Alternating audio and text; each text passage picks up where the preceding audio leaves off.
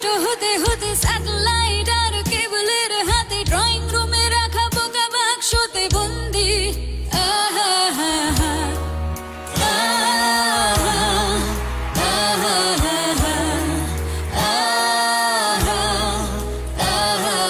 ঘরে বসে সারা দুনিয়ার সাথে যোগাযোগ আজ হাতের মুঠোতে, ঘুচে গেছে দেশ আর সীমানার গণ্ডি।